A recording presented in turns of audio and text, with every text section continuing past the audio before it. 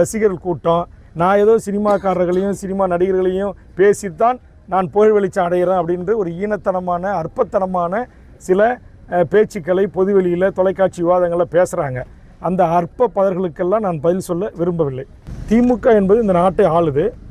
இந்த நாட்டை ஆளுகின்ற ஒரு அரசு. இந்த நாட்டில் ஓட்டு போட்டவங்க போடாதவங்க, முஸ்லீமு, கிறிஸ்தவர், இந்து, சீக்கியர், சைனவர், வைணவர், ஜெயின்ஸு எல்லாருக்குமானது தான் ஒரு அரசு.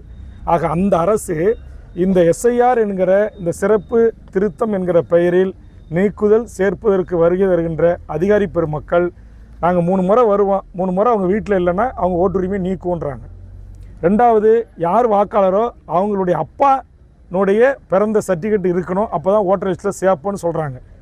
ஆதார் அட்டையை இந்திய அரசு ஒரு அடையாளமாக அறிவித்தாங்க, அதை கொடுத்தா செல்லாதுன்னு சொல்கிறாங்க. அப்போ எங்கள் தாத்தா பாட்டி, இப்போ என் தாத்தா பாட்டி உயிரோடு இருக்காங்கன்னு வச்சுக்கோங்க, அவங்க 100 ஆண்டுகளுக்கு முன்னாடி பிறந்திருக்காங்க, 102 வயசு ஆகுது.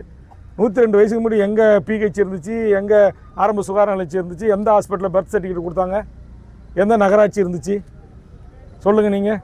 அப்போ மன்னர் காலத்தில் எங்கே இருந்துச்சு? அப்போ இதெல்லாம் இப்போ மன்னர் காலத்துலேருந்து கேட்க ஆரம்பிப்பீங்களா?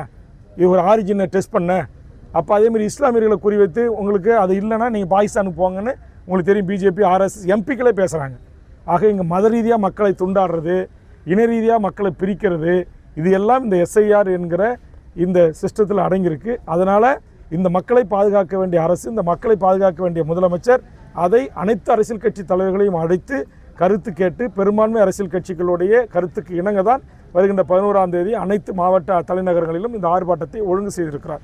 அதனால் இதில் அஞ்ச வேண்டிய அவசியம் இல்லை. திமுக என்கிற அரசியல் கட்சி அவங்க தொண்டர்களை, அவங்க ஆட்சியில் இருக்காங்க, அதனால் தொண்டர்களை கட்சியாக இருந்தால் தொண்டர்களுக்காக வந்து நிற்பாங்க.